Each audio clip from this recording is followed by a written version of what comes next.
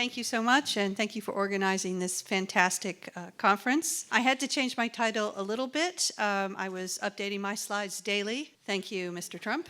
If you don't know it, Mar-a-Lago is the Florida home of Trump. So the title was written during the campaign, so before Trump was elected. 2024 was the most critical U.S. election for Russia, I used to always say, because, obviously if Trump was going to be elected, he was not going to be as supportive of Ukraine. We were pretty sure about that. He's definitely proved me right on that one. However, as it turns out, it wound up being a lot more than my original question. My original question was, are Trump and Putin using the same authoritarian playbook? And in this context, I wondered what that meant for Ukraine specifically, but also obviously for democracy kind of in general. But at the time, I was much more concerned about international affairs. And does that mean that Trump will amplify Putin's messages, which is, quite problematic? So I'm going to say no to both those questions, right? So a no to, are they using the same authoritarian playbook? Because I don't think they are. And I think that matters, and I think that's helpful to us when we think about Ukraine and support for Ukraine.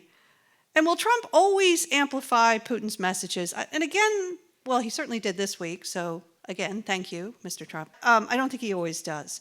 However, I don't think my questions, and you won't hear scholars say this a lot, I don't think my questions matter that much right now, because what we have is Trump is destroying American democracy from within.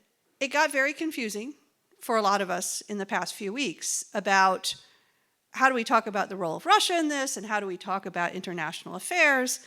And I'm going to do my best here to try to help us to figure out a way to decode where the differences lie between Putin and Trump and what the future may bring based on how we see Trump acting right now. Obviously, Vladimir Putin has a very clear set of messages that align to goals. I loved the presentation this morning that talked about collage, because I think that's a great way to think about it. Viewed separately, a lot of Putin's messages may not seem to coalesce into a particular strategy or worldview, and it's particularly confusing when they're false, when they're obviously not based in reality, like there are Nazis in Ukraine running the government. But they coalesce into a set of narratives about his expectations in the world, right? His strategic narrative about where Russia should be in the world. Speakers have talked about the fact that, yes, telegram channels run by the Russian government changed right before the invasion of Ukraine. In some ways, we see signals in Russian political communication, and we understand and interpret those signals. We may not always like the signals we see. We may find many of them to be frustrating and disinformation, but they have a certain internal logic. A student of mine kind of inspired this. He's kind of like generative AI. Like, you kind of hear stuff with a lot of words in it, but it doesn't make any sense. And much like generative AI, on any given day, you might get a different answer. This is a constitutional crisis. I attended the rally strictly for scientific purposes on Monday at the Capitol. So this is an actual person holding up a sign on Monday. He's actually, interestingly, I happen to know him. He's a constitutional scholar. Was not his sign. He took it off of someone and held it up. So we're dealing with the fact that Trump has decided not to follow the American Constitution and not to abide by the rule of law. So that makes our calculation with Ukraine somewhat harder. Now, back in the innocent days of the campaign, this was a study of, it's somewhat impressionistic, but it's this notion of, okay, where do Putin and Trump converge in their messaging, right? So, in the election narrative, which again, a little bit like generative AI, we weren't always, he wasn't 100% consistent, but you could mine out certain messages, a collage, as it were, of Trump. America first, stop sending money abroad, Trump is a great leader. Again, isolationists, they do repeat a bit. And then he has been quite supportive of Putin and Russia, at least in stump speeches, not always in policy, right? Because, he's around when there are sanctions and things like that. So the Putin narrative is, probably we all know it pretty well.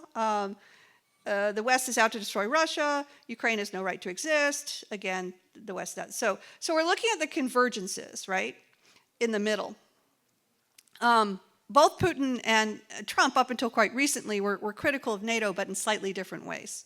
Trump was more, it's a waste of money, and Putin was always, existential threat. Where they converge in the central column is there should be a peace treaty in Ukraine in which Ukraine gives up territory. Trump's always been pretty consistent about that. And that predicts, of course, his behavior recently. Although his behavior recently has, again, been like generative AI. It's not made a lot of sense. So what kind of signals are we getting from last week? Always fun to be more of a newscaster than a political scientist. We know that Trump and Vance are willing to ally with Russia rather than EU traditional allies. That is a shocking sentence. But I think let's just call it what it is, what the signals are. Trump and Vance have fulfilled the wildest dreams of Russian propagandists, particularly by destroying USAID. Some people say USAID, some people say USAID. I have no idea. I know there's been like some long-term deep state disinformation theory about USAID, but that one seemed vindictive and personal on a level that's going to take a little bit more study. So that was completely dismantled. You might have seen it coming when the Global Engagement Center was not funded in December in the final budget rounds. So it might have been a little bit of a warning there. But GEC was never popular, really, with either party. So that's hard to say. Bigger picture is Trump's administration attacks on democracy itself. And the logical outcome is that Ukraine no longer benefits from American support, despite, and I think it's important to say this in this context, particularly very broad base of support for Ukraine within the United States. So that's frustrating and puzzling. I think Americans are relatively well informed about Ukraine. I think there's a lot of sympathy and knowledge that wasn't there before 2022. And there were a lot of Ukraine signs. This is another sign from Monday. A lot of Ukrainian flags. People definitely, and this was said by a former speaker, definitely understanding that the fight in Ukraine is a fight for democracy writ large. So why is Trump doing this, right? The eternal question, right? Why choose to do this? And this is me coming up with some reasons based on my knowledge of Trump, American politics, the history. So part of this is to annoy Democrats. So Trump's leadership style is to attack the opposition in a way that is not standard in American politics, which we've seen, ever since his first administration. So Democrats are broadly supportive of Ukraine, not supportive of Russia. In fact, Trump often uses the term Russophobia, which is a term straight out of RT/Sputnik, that this notion that somehow Russia is unfairly labeled as a threat and it's not fair. Maybe it's a rejection of democracy as a method of governance, as an ideal. And we're seeing a lot of that from the Trump administration right now, that they're not interested in democracy.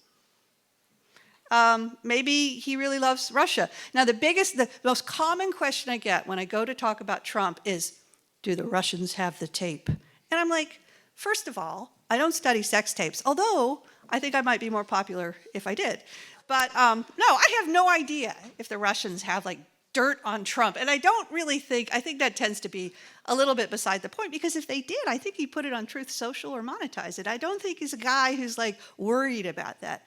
I do find it, and this is a puzzle, and if anyone has an answer for this in the Q&A, I'd be really curious. I don't know why they published semi-nude pictures of Melania after Trump was elected. I can kind of get that, they're punking him a little bit, but I don't really know if there was some kind of messaging going on there. No idea. All right, so we'll skip over the notion that they have blackmail on him. So deep well of ignorance, I think that's a pretty promising one. You have no advisors and you have no interest in learning why you do not want to trust Russia. Just Google 1945, right? It's not hard. Just enjoying the sense of chaos, because he's inculcating a lot of chaos right now in American society in order to really break down people so that they no longer feel they can be citizens but must become subjects. So there's a lot of that going on. As someone who studies Russian propaganda, I would love to say, I think it was the great propaganda. I really don't think it was. I don't think it was. I don't have a lot of answers for why the Trump administration is pursuing its particular foreign policy with Russia the way it is, but I don't think it was because someone subscribed to RT. Now, that being said, my book, which of course I will feature in a future slide, does talk about the resonance between a lot of what Russia says and a lot of what right-wing Americans say, right? Well, not right-wing Americans, right-wing media, because that's what I study. That aside, let's ask ourselves, how much Trump and Putin are using the same authoritarian playbook? I asked generative AI what an authoritarian playbook was. It didn't really have a very good answer. But I did put together this list from various sources. And you can see them for yourselves. These are all the things, if I were teaching a class to you on how to suppress a society, I would control the media, suppress opposition, manipulate the political process. It's good if you have a cult of personality. And I'll speak in a minute about who has the better cult of personality, Putin or Trump. Control the economy, which is a tough one, particularly in the United States. And then there's, nationalism, surveillance, right? So, okay, here's the scoreboard. I'm kind of a college basketball fan, so I like scoreboards. And we've talked a lot about the first one. There is no truth. I really wondered in 2016 why Trump was fighting with the media about the fact that it was reported his inauguration crowds were smaller than those of Obama. Well, okay, I know why he might care, but it was really, it was obvious. You just look at the pictures, there happened to be fewer people there. Okay, you could say it was a colder day, whatever. I don't, but I realize now that he was establishing a pattern, whether consciously or unconsciously, to decouple his actions from any need to have evidence or truth connected with them. Putin has been successful with this, although I would also argue that Putin has a better, clear strategic narrative. That I think if you talk to Russians about their hopes and aspirations for their country, Velika Россия, Rodina, Отчество, they would know a way of thinking and speaking about their aspirations that resonated with their past in a glorious way, right? Americans don't have that with Trump, I would argue. I think people who support Trump and like Trump, the deepest supporters, the most serious supporters, they do feel that. They do feel that emotion. I have a colleague who spent the summer going to Trump rallies and, and engaging with people and talking to people. And she said what was really interesting about them was, in general, they were very happy to talk. They were delighted to speak with her about their love for Trump. And they would talk to her about how he made them feel and how they felt proud again. But I don't think he's managed to articulate a vision or dream for the country in the way that I think Putin has for Russia. So I think that's interesting. Currently, reject domestic rule of law. Putin has done that over time. Trump is currently doing that. Great leader myth achieved. Those people who support Trump really, really support him, but they're not the majority of the American population.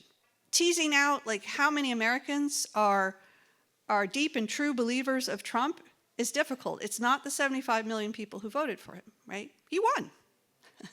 And that's a whole different presentation, right? He has a negative approval rating right now. Putin does not. Okay, sure, those are surveys, with approval in authoritarian states are difficult, but still, as much as American scholars might wish Putin to be unpopular, I don't think that's true. So he's not achieved that kind of dominance. Putin will say quite clearly that democracy doesn't work. That's not a model or a worldview that he thinks would be appropriate for Russia or really anyone. And I would argue that Trump has also rejected democracy. And you could see that throughout his first term, but you can definitely see it in this term as well. So I had to take the nerd moment, right? So what am I talking about when I'm talking about strategic narrative? And this is this notion of a coherent system of interrelated and sequentially organized stories that share a common rhetorical desire. And it establishes to resolve a conflict. You don't have to resolve a conflict per se, but you should establish audience expectations. A better word is a collage. Like a set of ideas and aspirations that form a myth. I wouldn't know standing in front of you what the Canadian strategic narrative is. You could probably all think about these different parts that make up, how one perceives oneself as Canadian and how that, might play into the future.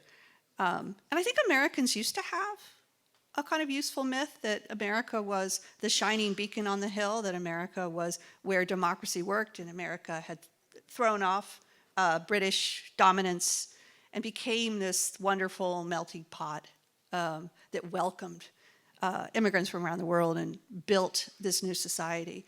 And that's kind of vague and fuzzy in some ways. That was what I grew up being taught. But I think that has shifted, but we haven't found a new one. And I don't think Trump's found a new one. And even more worryingly, if you don't support Trump, I definitely don't think the Democratic Party's found a new one. So I would say right now we're a country in a search of a narrative. So these are the Russian strategic narratives. A former speaker did a better job with this, so maybe we should go with those. These are getting a little outdated. I think it would be better if I had engaged a little bit more recently, but they still work. Still the four biggies. I mined these out of Putin's speeches a couple of years ago, and some other things.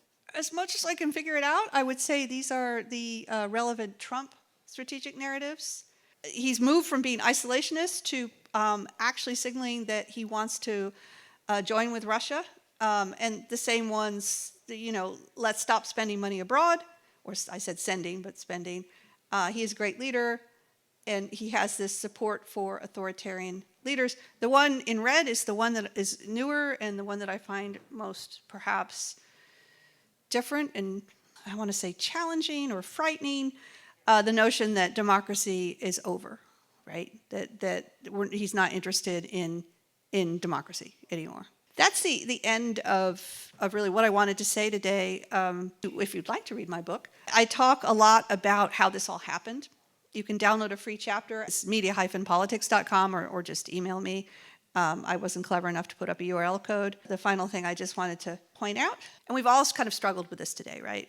Like, how do you make sense when you're being just flooded and inundated with disinformation? And most of what's coming out of the White House right now is disinformation. 11 of the 12 points they made on USAID were factually inaccurate. So how do you deal with flooding the zone at this very, very critical moment of supporting democracy in Ukraine, which supports democracy worldwide? What do we make of this? So I'll end on that.